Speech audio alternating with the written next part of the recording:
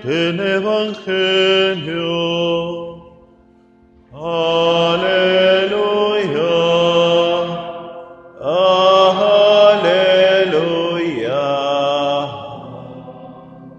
aleluya.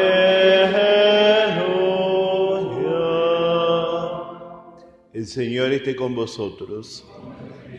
Lectura del Santo Evangelio según San Marcos. En aquel tiempo, cuando Jesús regresó en la barca a la otra orilla, una gran multitud se reunió a su alrededor, y él se quedó junto al mar. Entonces llegó uno de los jefes de la sinagoga llamado Jairo, y al verlo se arrojó a sus pies rogándole con insistencia: «Mi hijita está muriendo, ven a imponerle las manos para que se cure y viva». Jesús fue con él, y lo seguía una gran multitud que lo apretaba por todos lados. Se encontraba allí una mujer que desde hacía 12 años padecía de hemorragias. Había sufrido mucho en manos de numerosos médicos y gastado todos sus bienes sin resultado. Al contrario, cada vez estaba peor. Como había oído hablar de Jesús, se le acercó por detrás entre la multitud y tocó su manto, porque pensaba: con solo tocar su manto quedaré curada. Inmediatamente cesó la hemorragia y ella sintió en su cuerpo que estaba curada de su mal.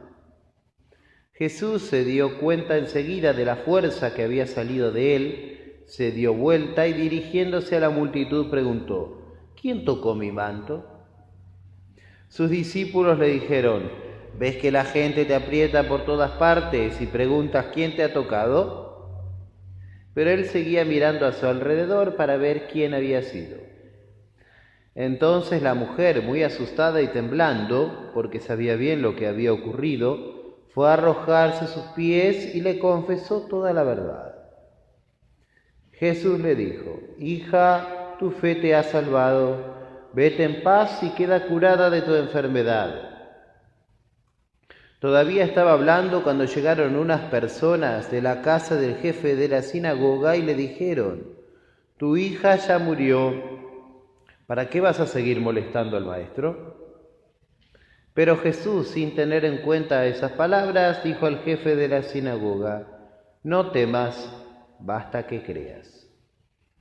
Y sin permitir que nadie le acompañara, excepto Pedro, Santiago y Juan, el hermano de Santiago, fue a casa del jefe de la sinagoga.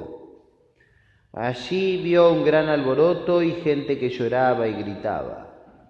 Al entrar les dijo: «¿Por qué os alborotáis y lloráis? La niña no está muerta, sino que duerme». Y se reían de él. Pero Jesús hizo salir a todos y, tomando consigo al padre y a la madre de la niña y a los que venían con él, entró donde ella estaba. La tomó de la mano y le dijo: «Talita cum», que significa: «Niña, yo te lo ordeno, levántate». Enseguida la niña, que ya tenía 12 años, se levantó y comenzó a caminar. Ellos entonces se llenaron de asombro y él les recomendó insistentemente que nadie se enterara de lo sucedido. Después dijo que le dieran de comer. Palabra del Señor.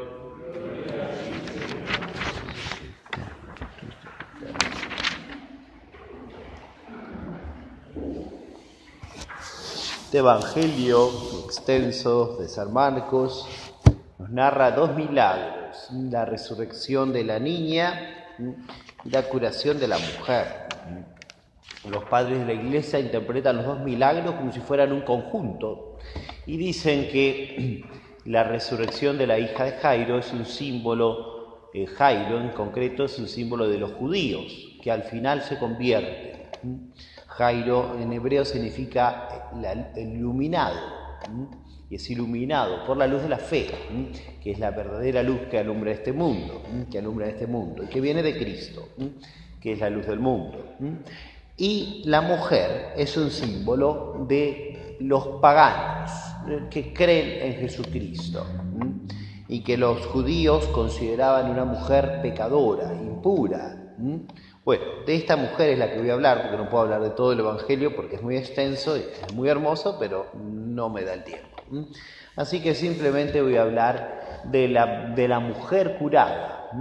Los judíos la consideraban una mujer que tenía una impureza ritual, de la misma forma como los judíos también consideraban de la misma forma a los paganos.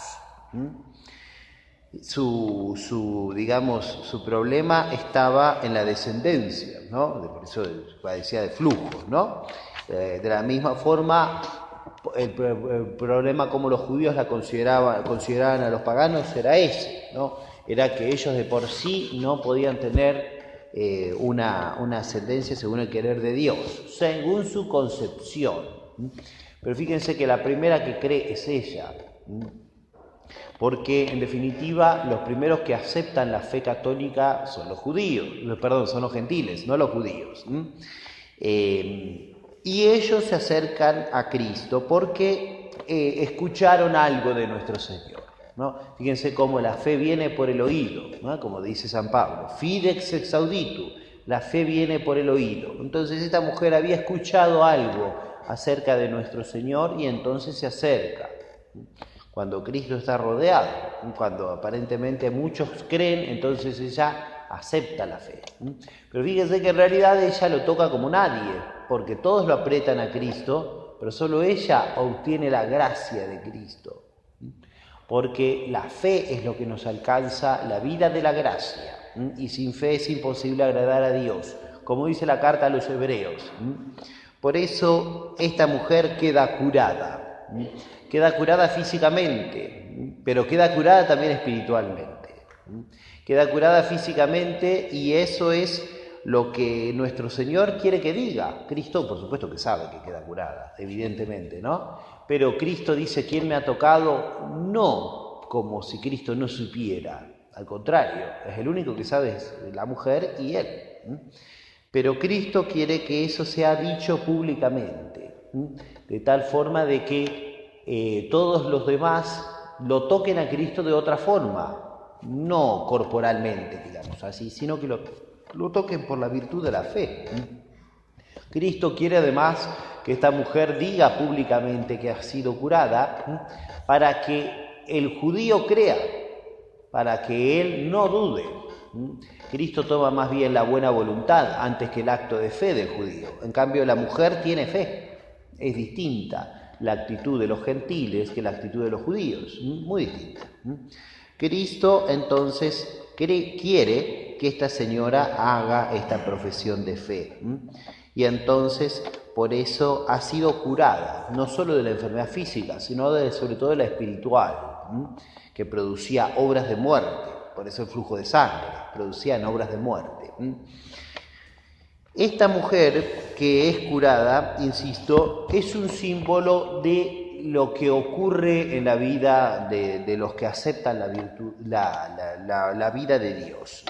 Decía el Papa Salion Magno que lo que ocurre en la vida de Cristo, en sus misterios, ha pasado a sus sacramentos.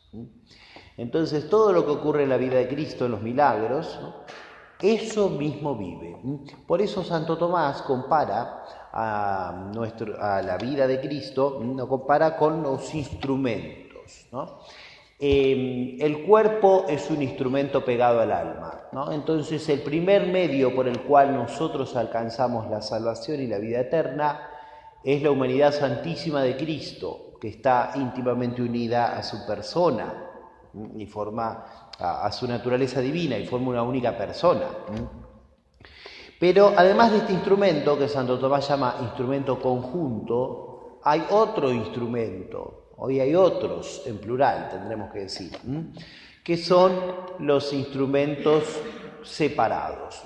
Santo Tomás pone el ejemplo de la mano y el bastón. La mano ayuda a la persona anciana a andar, pero el bastón llega de la mano al piso, digamos, ¿no? Entonces, como un tercer pie, digamos, ¿no? Entonces, las dos cosas son instrumentos, pero el bastón se puede dejar apoyado en otro lado y uno sigue andando bien, digamos, ¿no? no le falta nada, no se puede cortar la mano, pero sí puede dejar el bastón. Bueno, de la misma forma, esto es lo que ocurre entre la humanidad de Cristo y sus sacramentos. La humanidad de Cristo es como la mano, está pegada a la divinidad de nuestro Señor, y el bastón son los sacramentos. Sin el bastón la persona está completa, perfecta, pero Dios ha querido usar el bastón, ese es el tema.